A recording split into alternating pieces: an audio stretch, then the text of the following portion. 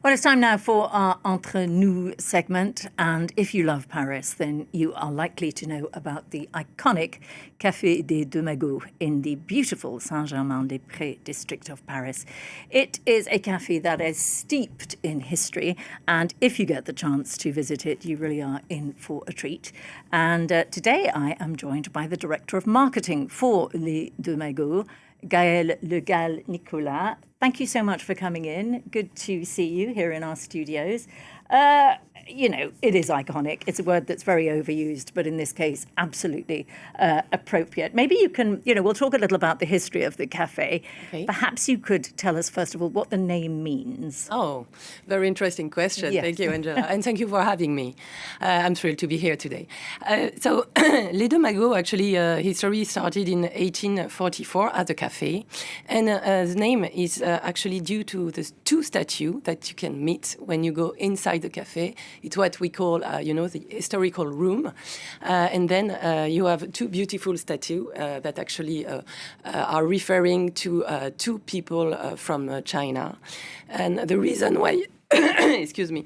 And the reason why we actually have those statues that had given the name to the cafe is because many people don't know that, but Les Deux Magots before being a cafe was actually a novelty shop.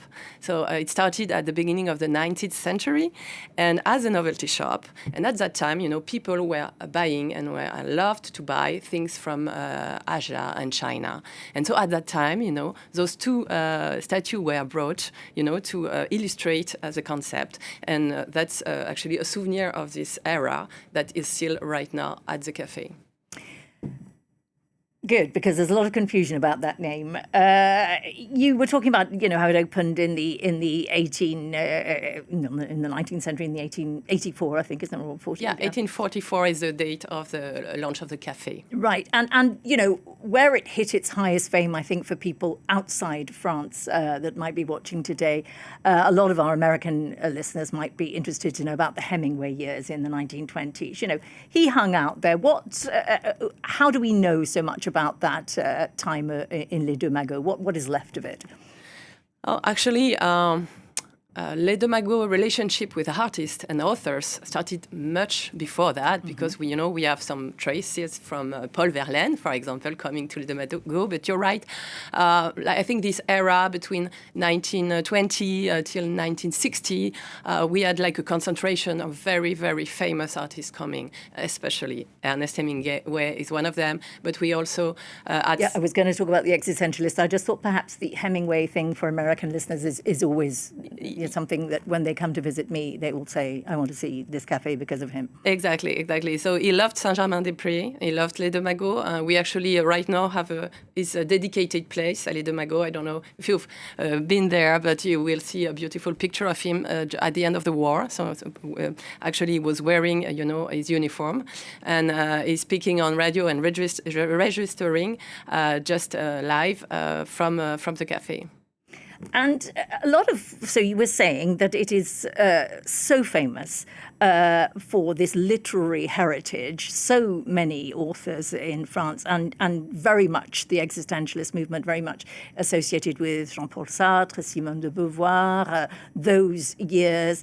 Were books written on those tables in that cafe? Were love matches made in the cafe? What Oh, yeah, a lot. Stories are there? Yeah, we have some very great stories, actually. About books, the Goncourt Prizes of Simone de Beauvoir, Les Mandarins, was actually written on our tables. We also have a dedicated place from Simone when we see her. I call her Simone. I didn't know her, but you might excuse me for that, because she's part of our story, our history. And so when you come to the cafe, you can see where she was actually sitting when she wrote her novel that got so famous, Les Mandarins. And Les Mandarins, it's actually referencing the two statues I was talking about at the beginning, which are Chinese from China. So that's one story. Another one that we like to tell, of course, is how, Pablo Picasso met Dora Maar at Les Deux Magots. It was a love match at the first sight. And they actually do talk about it and did talk about it. So we a lot afterwards. So that's also a very nice story we like to tell. And you, in the cafe, you have had a long-running partnership since it began with the Salon du Livre in Paris, a major book fair internationally, but especially here in France as well, in the 6th arrondissement. I gather you're putting on a giant dictation at Les Deux Magots. Tell us a little about that. The giant dictation is not at Les Deux Magots, but there is a giant dictation, and it's going to be, it was actually, it took place last year already, and it's the second edition, so I think it's going to be a very interesting event and part of the event this year, because, it's always funny to see how many adults still like to challenge themselves with a dictation when they don't need anymore. But beyond that, we are actually very happy to be having for the first time at the fair this year a literary cafe of Les Deux Magots, when actually all the audience will have the opportunity to hear authors interview, conferences, panel talks. So I strongly recommend the audience to check on the website, Salon du Livre de Saint-Germain-des-Prés, to check which event they want to attend. And I wanted to remember that it's a free event as well. So, absolutely, very important to mention that. Yes, so I do urge you, quintessentially French, that dictation, I think, and it is in the beautiful 6th arrondissement, which itself is quintessentially Parisian, I think, isn't it? Thank you so much for joining us, Gaëlle Le Gall Nicolas, there from the café Les Deux Magots in Paris. That was Entre Nous.